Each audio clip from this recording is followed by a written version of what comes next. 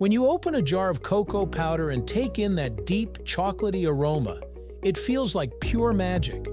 It's the foundation of brownies, hot cocoa, cakes, and countless desserts. But behind that fine brown powder is a fascinating journey that starts with a humble, tropical fruit, the cacao pod. Today, let's trace the story of how cocoa powder is made.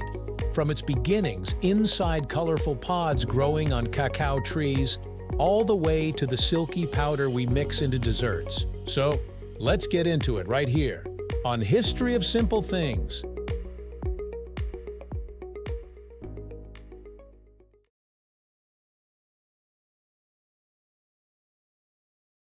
Cocoa begins its life in warm, humid regions close to the equator. Countries like Ivory Coast, Ghana, Indonesia, and Brazil are some of the biggest producers. The cacao tree itself is not particularly large, only about 15 to 25 feet tall, but it produces pods that look a bit like oversized, colorful footballs. Each pod contains 30 to 50 seeds surrounded by a sweet, sticky pulp. These seeds are what we know as cacao beans, the raw starting point for chocolate and cocoa powder. But fresh cacao beans taste nothing like chocolate. In fact, they're bitter, astringent, and almost inedible in their raw state. So before they can transform into something familiar, they go through an intricate process. Harvesting cacao pods is done by hand. Farmers use sharp machetes or knives to cut the pods from the tree without damaging the delicate bark. Once collected, the pods are split open to reveal the beans inside. At this point, the beans are still covered in that white pulp, which is sticky, sweet, and slightly fruity. Locals sometimes eat the pulp fresh.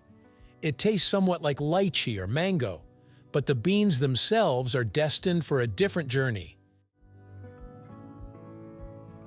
This is where the magic of chocolate flavor begins.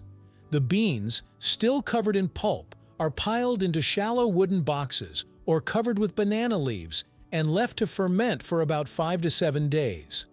During fermentation, natural yeast and bacteria break down the pulp, creating heat and changing the chemistry of the beans. The process reduces their bitterness and develops those signature chocolate notes. Without fermentation, cocoa would never taste like cocoa.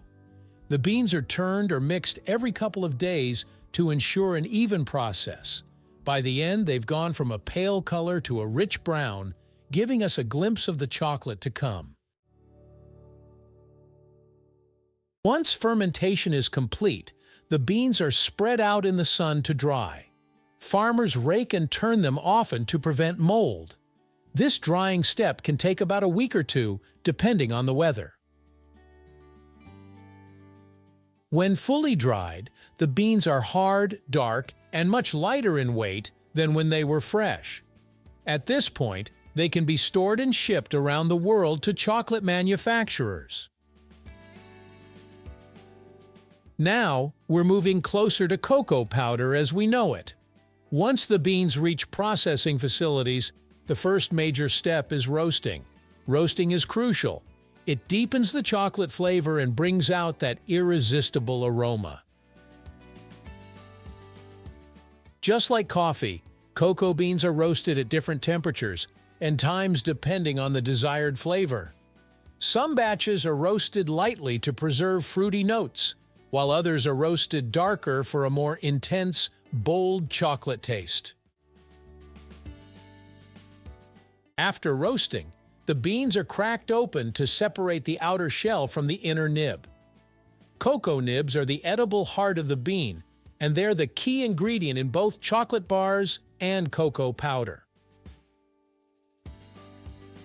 Machines called winnowers help blow away the lighter shells, leaving behind only the dense nibs. If you've ever tasted pure cocoa nibs, you know they're crunchy, bitter, and intensely chocolatey, a kind of halfway point between the raw bean and sweet chocolate. Here's where things get really interesting.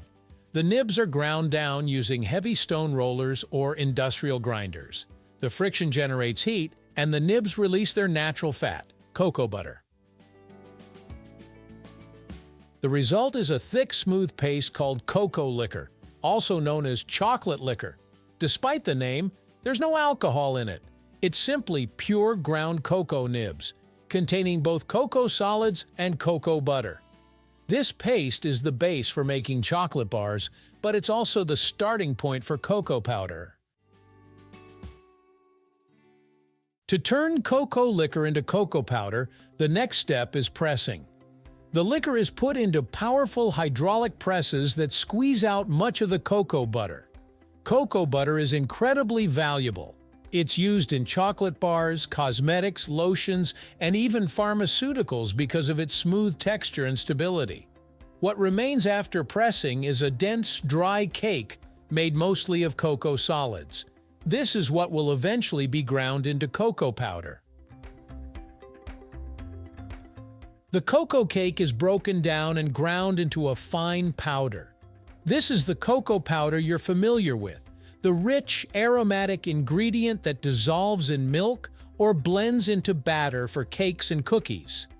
At this point, manufacturers may also choose to create two different types of cocoa powder: natural cocoa and Dutch processed cocoa. Natural cocoa powder is the simplest form. It's acidic, sharp, and has a lighter brown color. It pairs well with baking soda, which helps neutralize the acidity and give lift to baked goods. Dutch processed cocoa, on the other hand, is treated with an alkaline solution to reduce its acidity. This makes it darker, smoother, and mellower in flavor. Think of the deep, almost black cocoa you see in Oreo cookies. That's Dutch processed. Both types serve different purposes in the kitchen, but their roots trace back to the same cacao beans.